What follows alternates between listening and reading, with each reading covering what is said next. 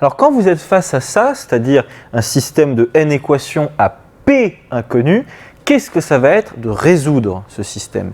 Résoudre ce système, c'est trouver bien sûr les valeurs x1, x2 jusqu'à xp. C'est ça qu'on cherche. Nous, ce qu'on cherche, ce sont les inconnus. Mais pour être plus précis, en réalité, ce qu'on cherche, ce sont tous les PUplets, x1, x2, x3 jusqu'à xp, qui vérifient ce système-là. Donc, on cherche tous les PUplets, x1, x2 jusqu'à xp. Ça, c'est un PUplet, ok, qui vérifie S qui est ici, ce système-là. Alors, il ne faut pas avoir peur de ce terme de PUplet, hein, n'ayez pas peur de ça.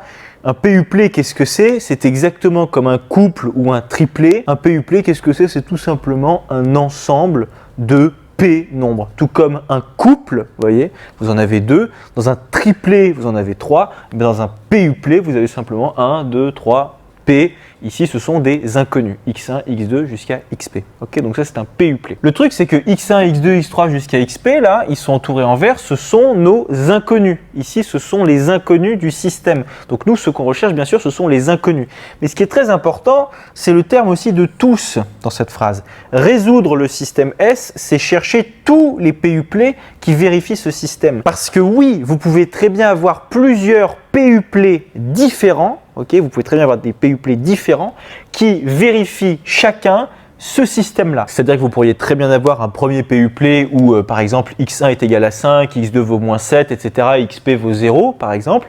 Et ce PUplet-là, quand vous injectez la valeur de x1 dans tous les x1, la valeur de x2 dans tous les x2, la valeur de xp dans tous les xp, etc., et ben ça fonctionne bien, vous avez bien égalité à toutes vos équations, mais vous pourriez très bien avoir un deuxième, et même encore plus, un troisième, un quatrième, autant que vous voulez, peut-être, on ne sait jamais, ça arrive quelquefois. Vous pourriez très bien avoir par exemple, en tout cas, un deuxième PUplet où x1, cette fois-ci, est égal à 3000, x2 est égal à 5000, xp est égal, je sais pas, à 7 milliards, et tout ce PUplet-là, il vérifierait lui aussi S. C'est-à-dire que si vous remplaciez x1, x2 jusqu'à xp par ces valeurs-là, qui sont les valeurs d'un autre PUplet que le premier, il n'y a pas de problème, ça fonctionne encore une fois. Donc, résoudre S, c'est bien chercher tous les PUplets différents, s'ils existent, parfois il n'y a pas de solution, ça arrive aussi, mais en tout cas, c'est chercher tous les PUplets qui vérifient S, c'est-à-dire qui vérifient toutes ces égalités. Alors, à vrai dire, il y a un cas qui est quand même assez sympa, c'est lorsque tous les Y qui sont ici sont égaux à 0. Si vous avez pour tout I qui appartient à un N, YI qui est égal à 0, c'est-à-dire que Y1 égale 0, comme Y2, comme YI jusqu'à comme YN, tout cela, il va le 0, obligatoirement, vous allez avoir au moins une solution pour votre système. Une solution, ça veut dire quoi? Ça veut dire qu'il y a au moins un PUplet pour lequel S est vérifié. Et ce PUplet, qu'est-ce que ça va être? Ça va tout simplement être le PUplet 0, 0, 0, P fois x1 est égal à 0, x2 est égal à 0, jusqu'à xp est égal à 0. Pourquoi? C'est assez logique. Là, vous voulez avoir comme résultat 0, 0, 0 partout. Des 0 partout comme résultat de chacune de vos équations. Si vous remplacez toutes vos inconnues là par 0, si x1 vaut 0, là vous allez avoir 0. Si x2 est égal à 0, là aussi ça va s'annuler, etc., etc. Tout va s'annuler dans cette première ligne et idem pour toutes les autres lignes qui sont après. Peu importe les coefficients et leurs valeurs, on s'en contrefiche, puisque là c'est la valeur de vos inconnus, de x1, x2 jusqu'à xp, qui est égale à 0. Donc peu importe la valeur des coefficients, si jamais vous avez y1, y2 jusqu'à yn qui est égal à 0, vous savez que vous avez au moins une solution, vous êtes sûr qu'il y a au moins une solution, et cette solution c'est le PUplet 0, 0, 0, 0. Attention, ça ne veut pas dire que c'est la seule solution, parce que encore une fois, résoudre le système S, c'est chercher tous les PUplets x1, x2 jusqu'à xp qui vérifient ce système S. Donc si y1, y2 jusqu'à yn sont tous égaux à 0, pas de problème, vous allez avoir une solution, c'est sûr, ça va être le PUplet 0, 0, 0, ok, pas de problème, mais vous pourriez très bien avoir d'autres PUplets différents de 0, 0, 0 pour lesquels ça fonctionnerait aussi. Et là, il faudrait jouer avec les coefficients, bien sûr. Alors, un petit point de vocabulaire, lorsque vous avez ça, lorsque vous avez tous les yi qui sont égaux à 0, ça, c'est la même chose que de dire que S, il est homogène. Ça, c'est un terme très important. Ça, c'est la même chose, c'est équivalent à dire que S est homogène, que votre système S est homogène. Et vous pourriez très bien avoir un colleur ou votre prof pendant une colle qui vous sort « Alors on va considérer un système S homogène » et vous ne savez pas ce que ça veut dire homogène. En fait, ça veut simplement dire que tous les résultats que vous avez ici, en sortie, sont égaux à 0. Les YI sont tous égaux à 0. C'est pareil. Alors quand dans une colle ou dans un exercice, on vous demande de résoudre un système, eh ben, il y a quelques techniques de calcul à bien connaître. Et ces techniques de calcul, on les appelle des opérations élémentaires. Ce sont des opérations, vous allez voir, elles sont au nombre de 3. Il y en a 3 seulement que vous pouvez utiliser, qui sont valides et que vous pouvez utiliser sur les lignes de votre système. Vous allez voir. Alors dans cet exemple, qui est quand même le cas général, vous avez n lignes. Les lignes, comment est-ce qu'on les note? On les note comme ça. Un grand L indicé avec le numéro de la ligne. Vous voyez, alors cette ligne-là, on l'appelle L1. On la note comme ça. Et vous mettez L1 entre parenthèses. Ici, vous avez L2. Là, L2, qu'est-ce que c'est? C'est toute cette ligne-là. C'est toute cette deuxième équation, si vous voulez. Tout ça, c'est L2, etc., etc. Là, vous avez Li. Vous êtes à la ième ligne, etc. Et la dernière ligne, c'est Ln. C'est la nème ligne de votre système. Alors, avant de vous donner ces 3 opérations élémentaires, il faut quand même que je vous dise un petit peu à quoi ça sert. C'est que parfois, vous êtes face à un système qui est juste, mais c'est pas possible, quoi. C'est pas possible. Vous n'aimez pas ce système-là. Vous aimeriez quand même le changer un petit peu dans sa forme. Et pour le changer dans sa forme, vous allez justement utiliser ces opérations élémentaires qui vont vous permettre de modifier le système que vous avez, mais qui va être en réalité un système équivalent. C'est-à-dire, en gros, vous êtes face à un système, vous ne pouvez pas le blairer, ce système, ok. Vous allez utiliser l'une ou plusieurs de ces 3 opérations élémentaires. Ça va vous donner un nouveau système qui, lui, va être vraiment beaucoup mieux que celui qu'on vous a proposé au début. Mais ce système auquel vous allez arriver grâce à l'une ou à plusieurs de ces opérations élémentaires, eh ben, miracle, il va être équivalent à ce système-là, au système de départ. C'est-à-dire que ces opérations élémentaires, elles vous permettent de passer d'un système que vous ne pouvez pas...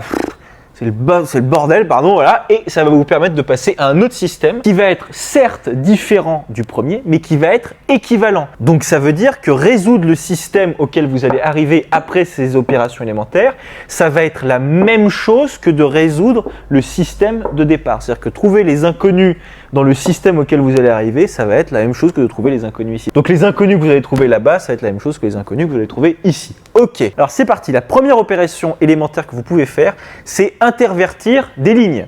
Vous pouvez tout à fait intervertir des lignes. Ça paraît logique, hein. Par exemple, si vous intervertissez les 2 premières lignes, ça ne va pas vous changer fondamentalement votre système. Donc première opération élémentaire, de façon générale, vous pouvez très bien intervertir la ième ligne et la jième ligne. Par exemple, je peux tout à fait décider d'intervertir L2 et Ln si j'en ai envie, voilà, et ça va me donner un nouveau système qui va être équivalent à ce système-là. Bon, logique. Alors une autre opération élémentaire qui est assez intuitive, comme la première, hein, eh bien, on peut multiplier n'importe quelle ligne, L1, L2 ou Ln, n'importe laquelle de ces lignes, on peut la multiplier par n'importe quel nombre, sauf 0.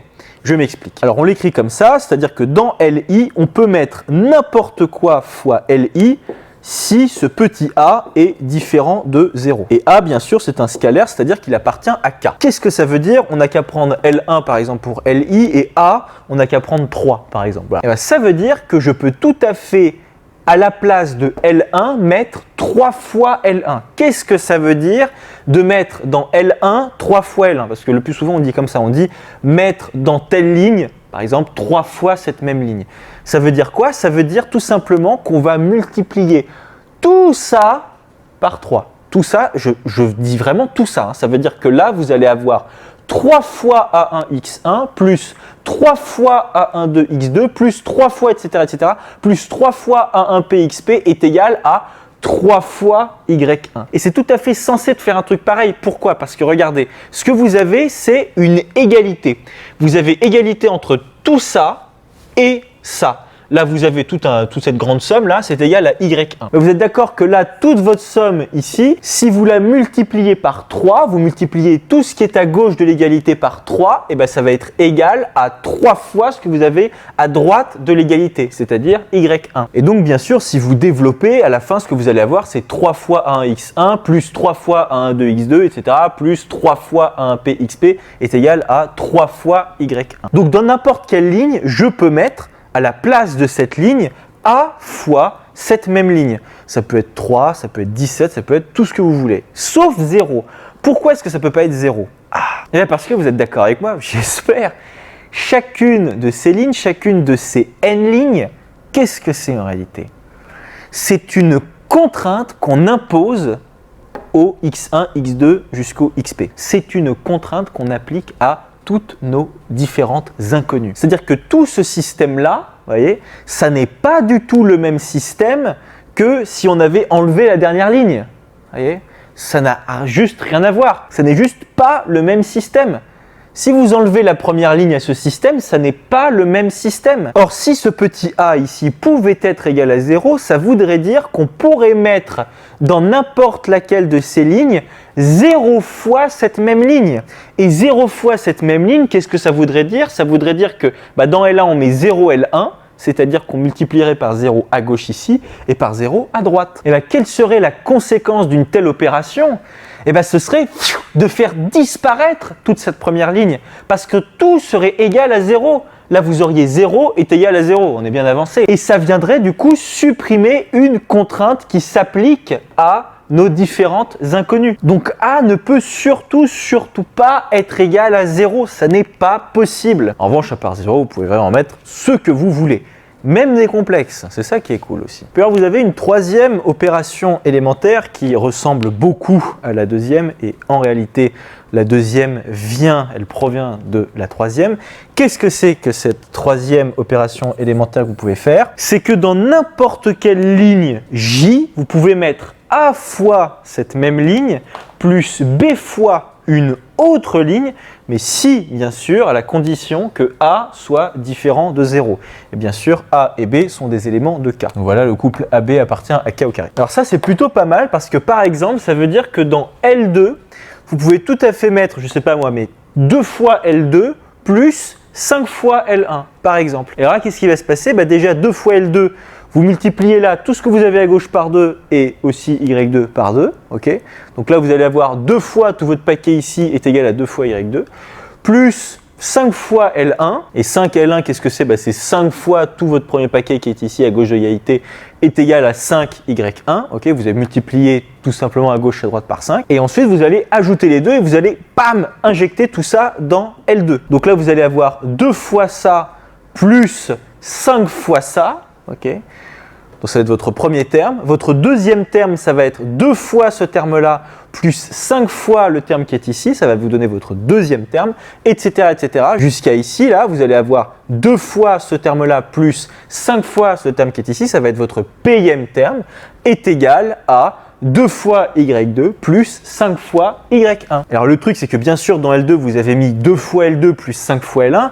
Mais L1, lui, il ne bouge pas. Vous n'allez pas modifier L1 pour autant. Non, la seule chose qui change, après, dans le système que vous allez avoir après, par rapport au précédent, c'est que votre deuxième ligne, ça va être 2 fois la deuxième ligne précédente de votre premier système, plus 5 fois la première ligne de votre système précédent juste avant. Okay, mais attention, A, ici, il doit être différent de 0. Oui, logique, pourquoi ? Imaginez que dans L2, vous mettiez, je sais pas moi, 0 fois L2 plus 1 fois L1, par exemple. Mais mettre dans L2 0 fois L2, mais qu'est-ce que ça va faire ? Ça va tout simplement virer toute cette ligne-là, exactement comme pour la condition qui était ici. Vous voyez, ici, on avait bien A qui devait aussi être différent de 0.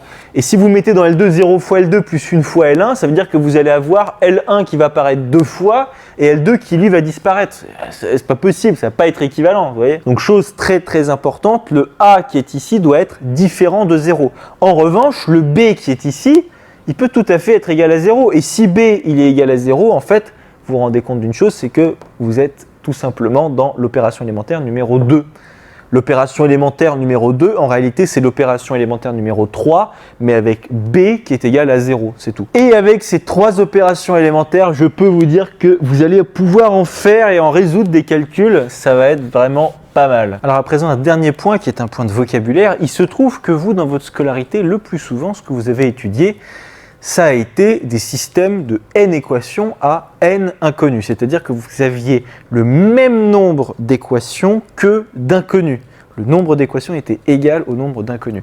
Ici, ce n'est pas forcément le cas. Là, vous avez P inconnus et vous avez n équations. Donc, Le truc, c'est que parfois, P est égal à N. Si jamais P est égal à N, mais qu'en plus votre système S, il admet une seule solution, donc et si S admet une unique solution x1 et x2 jusqu'à xn, parce que ce qu'il faut bien avoir en tête encore une fois, c'est que une solution de S, qu'est-ce que c'est? C'est bien un PUplé.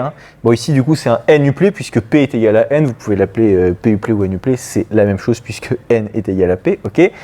Donc, si P est égal à N, donc si vous avez le même nombre d'inconnus que d'équations, et si en plus votre système admet une unique solution, eh bien ce système S, il est dit de Cramer. Alors, S est un système de Cramer, en hommage à Gabriel Cramer, brillant mathématicien suisse à qui on doit beaucoup de choses. Donc pour qu'un système soit un système de Cramer, il y a deux choses à vérifier. D'abord que P est égal à N, c'est-à-dire que vous avez le même nombre d'inconnus que d'équations. Et ensuite, il faut aussi que votre système, il n'admette qu'une seule solution, une unique solution, bon, qui est un NUplé ou PUplé comme vous voulez. Donc ça c'est pour le point vocabulaire, parce que si jamais vous êtes en colle et qu'on vous demande la définition de ce que c'est qu'un système de Cramer, il faut être capable de ressortir ça. Il y a deux conditions, c'est d'abord que P est égal à N, c'est-à-dire même nombre d'inconnus que d'équations, et ensuite la deuxième chose, vous avez une unique solution dans ce système, enfin pour ce système. Alors petite remarque assez marrante, qu'est-ce que ça donnerait un système de Cramer homogène? Ah, système de Cramer homogène. On se souvient, un système homogène, qu'est-ce que c'est? C'est un système où là, y1, y2 jusqu'à yn, tout est égal à 0. Tous les résultats que vous avez ici, tous des zéros. Et on sait que dans un système homogène, on a au moins une solution. Qu'est-ce que c'est? C'est le PUplé 0, 0, 0, P fois. On l'a vu juste avant, et encore une fois, c'est assez logique. Mais si cette fois-ci, le système il est non seulement homogène, mais en plus de Cramer, et bien, le fait que ce système ce soit un système de Cramer, eh ben, ça veut dire que vous avez une seule solution. Vous n'avez qu'une seule solution pour votre système, mais comme en plus votre système il est homogène et que vous avez obligatoirement au moins une solution qui est 0, 0, 0, 0, enfin le PUplé 0, 0, 0, eh ben, vous savez que si vous êtes face à un système de Cramer qui est homogène, eh ben, vous n'avez qu'une seule solution qui est possible, c'est le PUplé ou NUplé si vous voulez, puisque P est égal à N, égal à 0, 0, 0, 0, N fois. Voilà.